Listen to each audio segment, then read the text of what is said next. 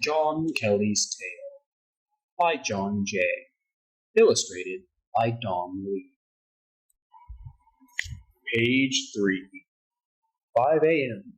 Work awaits. My name is John Kelley. The events I want to tell you about occurred on May 12, 1902. It happened to be my birthday, but birthdays are pretty much ordinary days in our family. It's hard to find a way to celebrate when there are 9 children to feed. As things turned out, though, that particular birthday was far from ordinary. My father and I got up with the sun, as usual.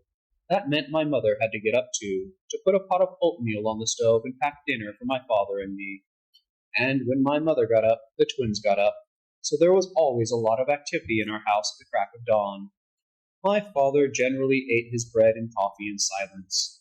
He didn't speak to me often because last year I quit school and I began working in the mines to earn money for my family. That went against his wishes. He had hoped I'd have an easier life than he did. Part of me wished the same, but I couldn't see the point in schooling when my family needed food on the table.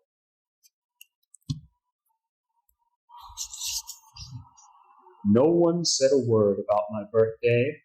Mother dished out oatmeal to the younger ones, and then she sliced some homemade bread and constructed 4 extra thick sandwiches to pack in the top part of our dinner pails, along with random leftovers from the day before. There was another compartment below, where she put hot tea. She always packed enough food to last us a while, although she never said so. We knew she packed so much because she feared a cave-in at the mine, which could imprison us for hours or even days. When he was done eating, my father got up, grabbed his pail, and headed out the door. I grabbed mine too, waved goodbye to Mother and the twins, and followed behind him. Outside, in the gray, early morning light, my father hoisted his pick and shovel over his shoulder, and we joined a stream of other men and boys carrying dinner pails and tools to the Pennsylvania Hill where we mined coal.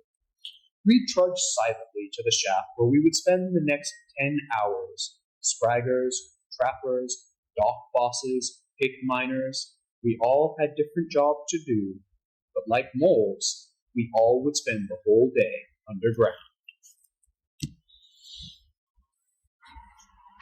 Page 5. My father is highly respected as one of the most seasoned and skilled of all the mine workers. He drills and sets charges in the veins of coal. His years of experience and good instincts help him gauge how much powder to use to release coal from the earth. Too little, and the powder is wasted. Too much, and a horrible collapse buries miners under tons of rock. Nothing frightens miners more than the threat of a collapsed shaft. When it happens, very few survive. Page 6. As soon as we arrived at the mine, the workday started. A rickety elevator shot us down 1,000 feet into the blackness. I have to admit that every time I get in that elevator, my heart pounds faster. Not as much as my first day in the mine, when I thought I would pass out from sheer terror, but still, I am always nervous. I doubt the same could be said of my father. Nothing scared him after all these years, if anything ever had. He'd seen a lot of death in his 20 years as a miner. Not just cave-ins, but also gas and dust explosions, not to mention black lung disease, which is brought on by the coal dust. Hardly anyone escaped without at least losing a finger or two, and those were the lucky ones. Page 7. When my father got off the elevator, he automatically began to stoop. For weeks, he had worked on his knees in a tunnel that dwindled to a crawl space so small he could barely swing his pick in it. Now it was hard for him to stand up straight. Sometimes when I looked at my father, all stooped like that, I felt pity mixed with admiration. He worked so hard to earn a living, and he had little to show for it but a pair of crooked knees. After all the deductions the mining company took from his meager wages, there was barely enough to live on. There was the rent on our company-owned house, and the charge for coal to heat it. There were deductions for medical care, and then there was the bill for the company store, where we bought all our household items using the scrip, tokens that the company issued in place of cash. All in all, It was a hard and unprofitable life that I was getting myself into, but it was the life I knew. I made my way to the underground stables. My job was driver boy. My sad-eyed mule Destiny and I delivered empty wagons to the miners and returned them to the elevator shaft filled with coal. Page 8. Sometimes I also helped the older disabled miners pick slate out of anthracite coal. I'd have to wait till I was older to pick and dig like my father. It took enormous reserves of strength and endurance to attack those giant masses of coal. At 14, I was legally allowed to be in the mines, but younger boys frequently were smuggled in to help their fathers load road coal, the coal that fell off the wagons onto the tracks. I knew one boy, Ben Fulton, who started working in the mine when he was only 11, without his father knowing a thing about it. He got a job as a trapper, or a door boy, opening and closing the underground ventilation doors to keep the air flowing freely. He worked from 7:30 till 3:30 every day, and then rushed home and cleaned up before his father got there. My job wasn't among the hardest, but it was still essential. Small locomotives called motors hauled coal from the main coal room, but we used mules like Destiny to haul coal from the smaller rooms to the main room. Destiny spent almost all her time underground because it would take too long to bring her outside each night and then back in again the next day. She was kept in an underground stall with 9 other mules, tended by Vince O'Hara, the barn boss. Once in a while, Mr. O'Hara allowed me to take Destiny out for some air, and then I had to keep her blindfolded for a while so she could get used to the daylight gradually. Sometimes, when I started feeling sorry for myself and the other miners, I remembered how much worse off poor Destiny was. Page 10. Destiny and I got along pretty well. Maybe because she sensed my sympathy, but some of the toughest men in the mine were afraid of Destiny and the other mules because of their tendency to kick and bite. Who could blame the creatures when they spent their lives down there in the dark? I got kicked a couple of times myself, but as I said, lots worse things can happen in the mines. Explosion. Destiny and I were on our first trip of the day, following a treacherous path in one of the lower mine shafts. Suddenly, a deep rumble echoed through the mine. Small explosions occurred every day, but this time, the billows of coal dust and continuing tremors suggested something big had collapsed. Page 11. Destiny whinnied and snorted as thick dust choked and blinded us. Trying not to panic, I pulled my bandana over my nose and mouth to keep from breathing in the deadly coal dust. When the dust settled, I jumped to the ground. Then, holding my lantern in front of the mule, I led her down the track. I knew I had to get our carts to the site of the collapse. They'd be needed to carry out injured men and fallen rocks. Destiny and I passed men limping back toward the main shaft. I scanned each blackened face as I passed, but my father wasn't among them. The looks on their faces made my heart race. I thought I saw pity in their eyes. With trepidation, I carefully made my way to the collapse. I prayed that my father had escaped injury, as he had so many times before. Page 12. Careful in there. Could be another collapse any minute, said an uninjured miner, running past me toward the exit. I'll get more help. Nothing a boy like you can do. But wasn't about to turn around with my father in danger, or maybe dead. I hurried along even faster. When I reached the collapse, I saw my father, alive.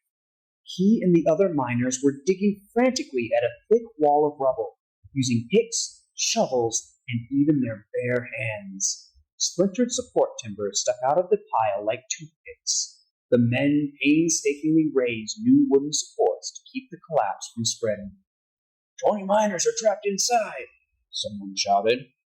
I left Destiny and raced to the rubble. I began digging with my hands, tearing away blackened chunks of earth. My hands soon became raw and sore, but I never stopped. Several new men appeared on the scene to help with the rescue efforts. We dug for more than an hour, stopping periodically to call out to the trapped men and listen intently for any sound from survivors. Even a moan of pain would be a welcome sign of life. Page 13. Still nothing. No one dared say they had given up hope, but I'm sure we all secretly wondered whether our efforts were in vain. Dusk was burning in my throat and in my eyes, and I felt close to fainting. I was kneeling near the ceiling, passing rocks down to others, when I heard a faint chink of metal on stone from the other side of the wall. I hollered for quiet and laid my head on the stone to listen.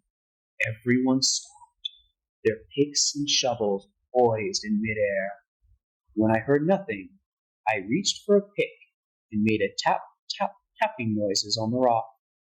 Had I just imagined the sound from earlier? The other side. Long seconds ticked by. I was afraid to breathe in case I might miss any faint tapping from behind the wall. Suddenly, we heard one clear tap. Whoops rang in the air, and the exhausted men were charged with new energy. Hurrah! They shouted. I saw my father smile. Page 14. I tore at the mountain of rubble and debris before me. Hold on! Just hold on! I repeated, as if my words could save the men trapped on the other side. Other miners maneuvered additional support beams around me to prevent another collapse. Page 15. I heard my father say, Easy, boy. Just then, we broke through the wall. I peered into the hole, shining my lantern above the murky darkness. Through the thick dust, I could see about 20 men, and I quickly passed on that good news. What I didn't say was that only a few of the men showed any signs of life.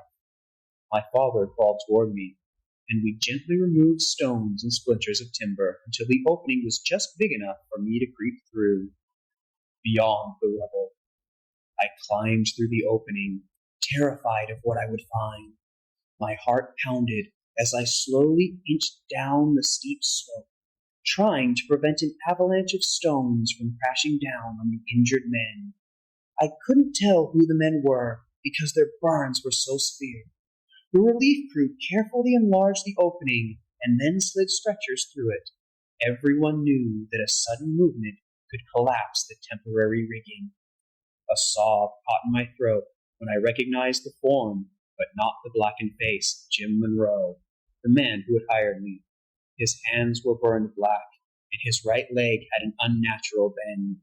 As the relief crew strapped him onto a stretcher, I couldn't tell if he was alive or dead.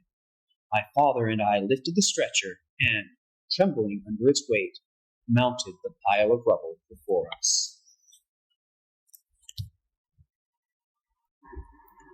Page 16. When all the trapped men were removed, a soft cheer echoed through the cavern. Destiny, the mule, led our cart toward the safety of the mine shaft. The cart jerked and rocked along the trail as I knelt beside Jim's stretcher, speaking quietly to him. Dad walked beside me and patted me on the shoulder, encouraging me to keep talking to Jim. Just as the cart reached the main shaft, Jim's eyes flickered and opened. He stared at me and began to cough. My father pulled me from the cart and held me. Into my dirty hair, he whispered, Good job. I'm proud of you, boy. Those simple words were the best birthday present I ever received.